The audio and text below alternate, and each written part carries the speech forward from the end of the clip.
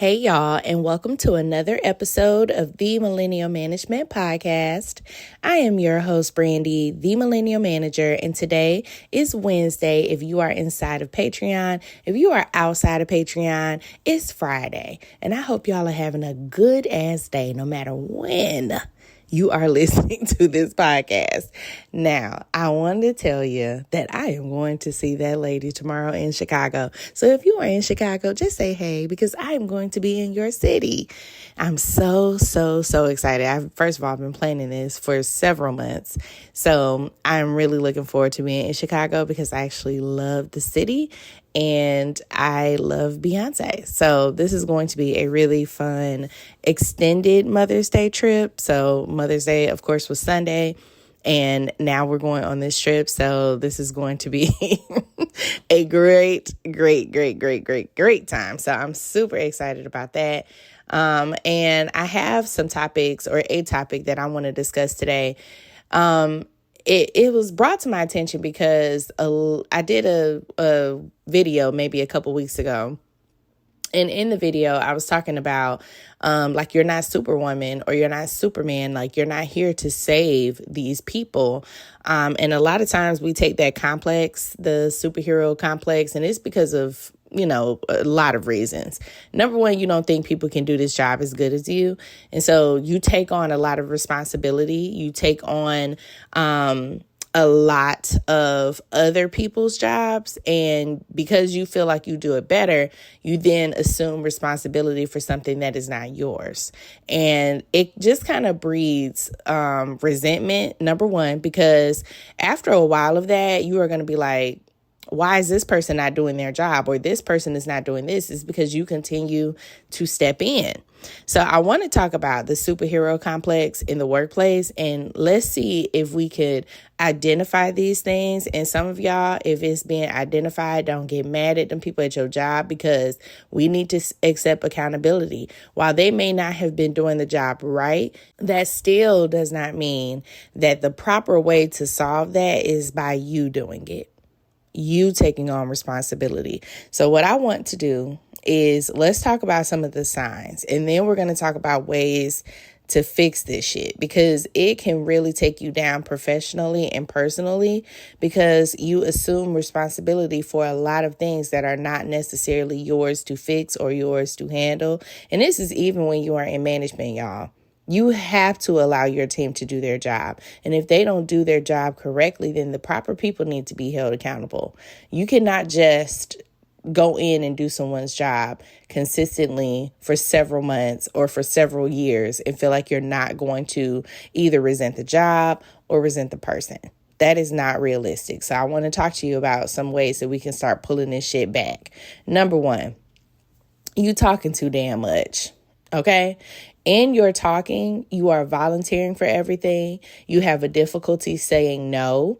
You struggle with declining requests because you feel like you must say yes, when you can extend boundaries around yourself and say, actually, I got a lot of work right now, or, I'm trying to work on this project, or I'm trying to work on this assignment.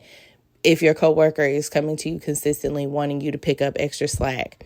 Working long hours consistently. Now, if you are doing this on the regular, this is not good for your mental health, guys.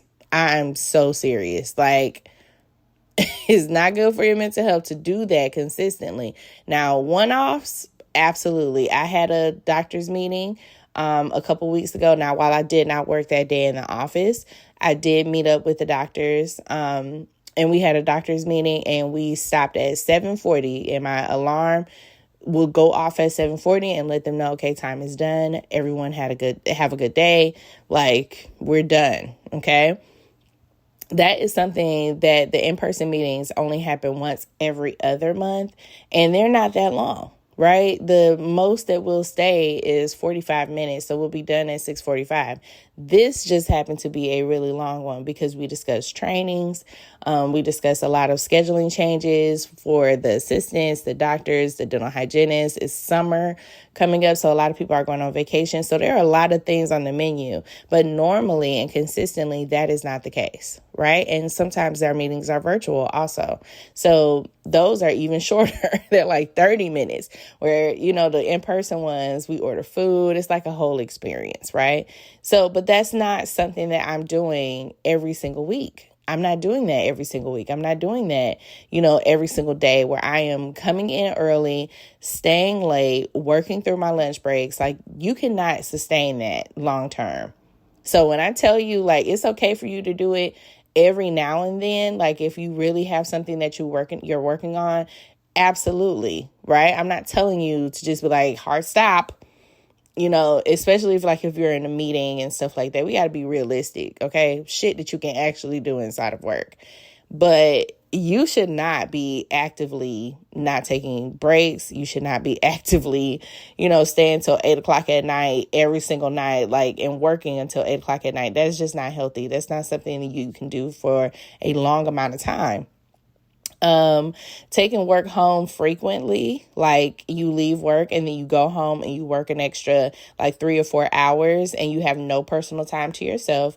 The next thing is that you feel indispensable. You believe that things won't get done correctly or at all unless you do them yourself. That is a dangerous place to be in, because you have lifted yourself higher than the rest of these employees because you feel like you are different. You're not different. You're an employee. You understand? I don't give a fuck how high your position is within an organization.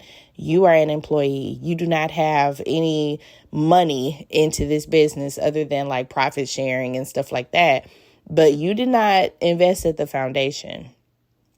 You are an employee. You understand? So you need to act accordingly. You are not separate from the rest of your staff. Even if you are in management, you are still an employee. Okay? You are a micromanager. You find it hard to delegate and tend to oversee every single detail of tasks assigned to others. You are in other people's business. You understand? You are in other people's business. Let's talk about the emotional side of this. Feeling overwhelmed and feeling very stressed. This is a chronic feeling. Every time you wake up and it's time for you to go to work, you are in a high stress environment and you're not even at work yet. Your body is responding to even the thought of being at work. That is a dangerous place to be in. And you have to be very careful with that. Irritated, you have a lot of anxiety, difficulty concentrating. You find it really hard to focus on a task, which I don't know why in the hell. If you are somebody who needs to be a one-tasker, that you're trying to do other people's responsibility, you're not going to do it. Or if you do it, you're not going to do it well. It's going to be half-assed because you're in everybody else's business, like we discussed previously. Feeling guilty when you are not working. Are you feeling guilty when it's time for you to take PTO? Do you feel guilty when it's time for you to take your lunch break, or maybe you're just getting a cup of coffee and you're taking a break? Are you feeling guilty about that? Right. Exactly. I know. Just say ouch, baby. Just say ouch. Don't be mad. Just say ouch. Okay? Now, this next part is very interesting to me because the physical signs of the superwoman or superhero complex inside of the workplace. Y'all, this is one of the most, this is why you need to be in tune with your body. Okay? Because a lot of people feel, because I take consults when I come home from work and I hear a lot of these things. Number one, increased fatigue. You feel exhausted. You feel burnt out. You have frequent headaches or stomach pains because you are stressed like crazy. This is when stress manifests physically, okay? Changes in your sleep and eating habits. All of a sudden, you are not eating, okay? Remember, we talked about not taking lunch breaks. You are experiencing insomnia or oversleeping, meaning you are sleeping through your alarms or you're not sleeping at all. okay, and you have a weakened immune system, you are starting to get sick very regularly. Okay, these are all signs that you are heading towards a dangerous place mentally, physically, emotionally. So we need to talk about ways that we can reverse this shit. So now that we know the signs, and now we know where we are with the superhero complex inside of the workplace, and we have identified a few things, let's talk about how we rectify it. A lot of this is going to really require a lot of discipline, okay? Y'all, I say it like it's easy because it's easy now. It was not always like that. There were times in my career that I felt like I was the only person who can do things right. I was the only person who could do this task or set this up because I, number one, felt like I could not trust my team.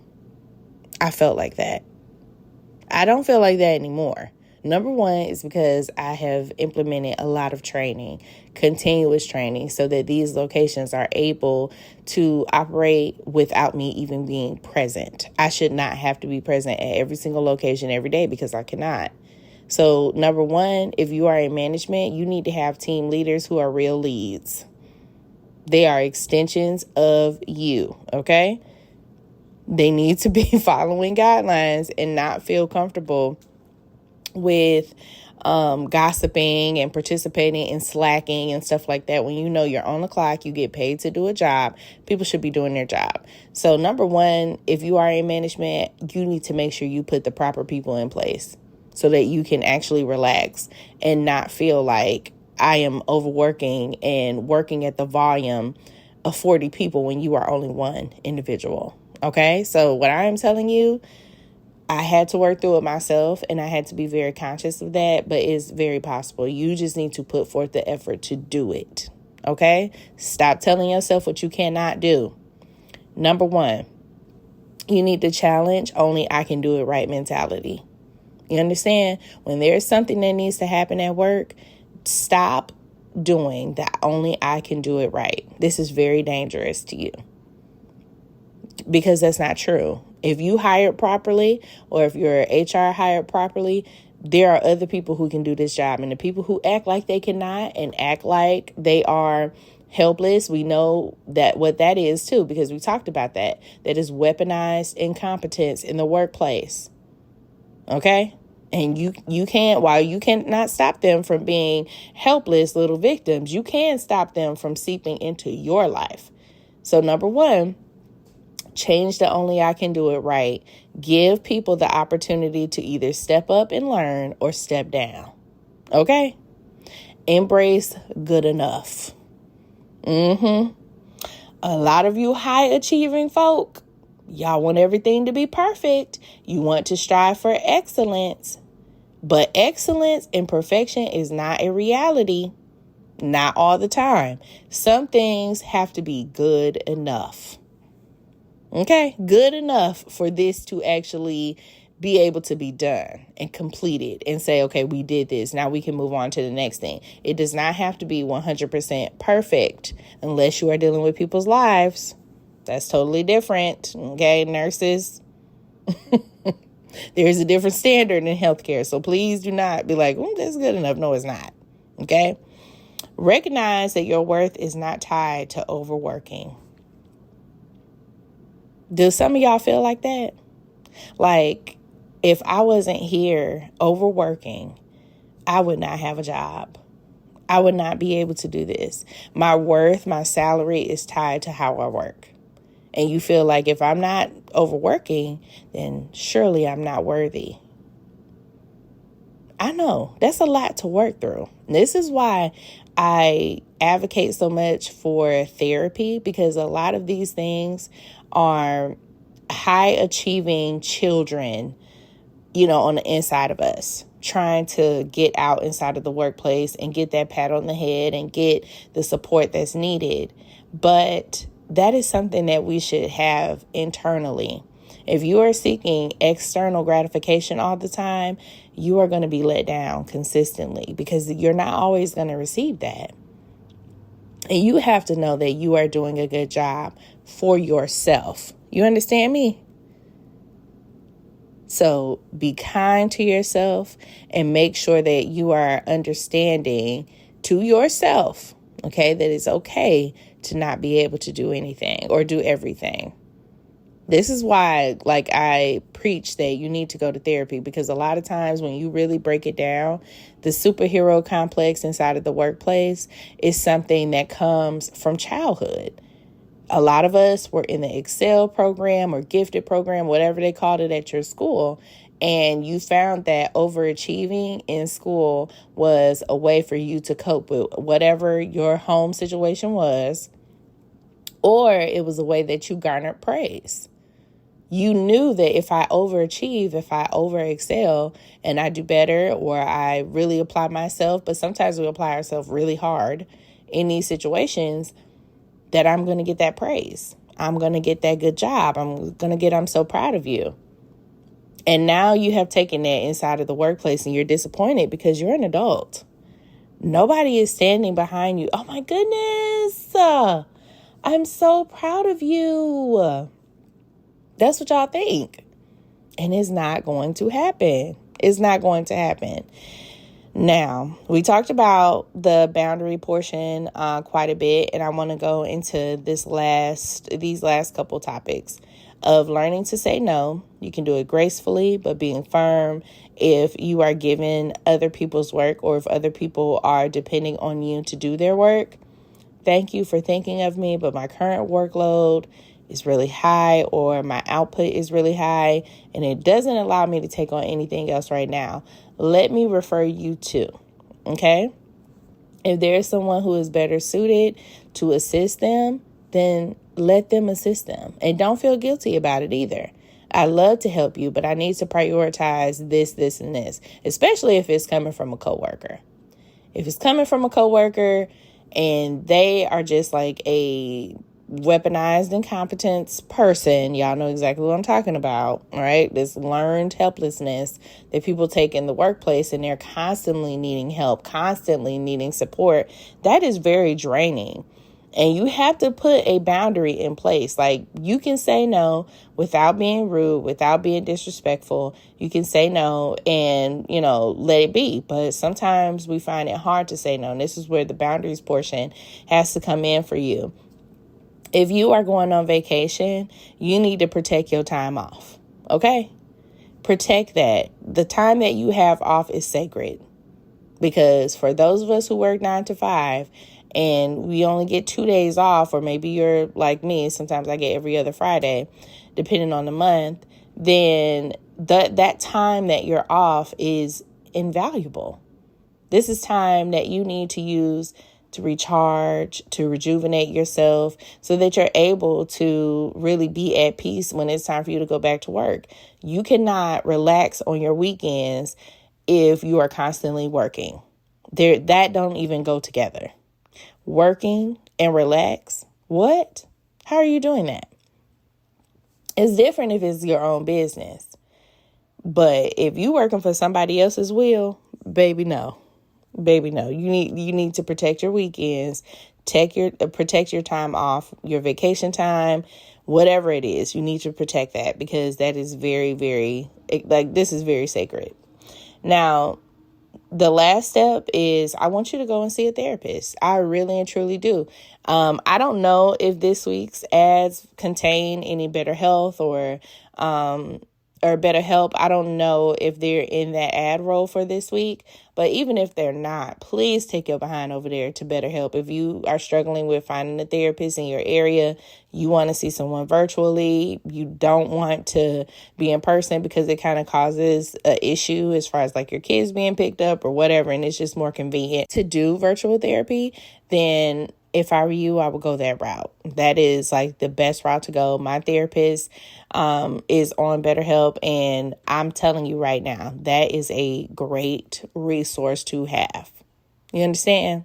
So if you are struggling with these things, you need to see a therapist to help you work through it. If you're somebody that feels like, I can apply these things, but it's hard for me to do it long term, or even if I'm finding difficulty applying these things at all, I'm finding it hard to even apply the information. You need to take your ass to see a therapist, okay? And a part of seeing a therapist is self-care. You need to practice self-care management. This goes right along with protecting your time off. That is a part of your self-care where you are scheduling breaks, prioritizing sleep, eating healthy, exercising. You know, I've been telling y'all about my daily walks. Get your ass up and go outside, especially if you work from home. When you have a lunch break, you need to take your ass outside. Do not just sit on the couch, watch another episode of Friends or Living Single or whatever your comfort watching is, Martin. You need to take your ass out the door.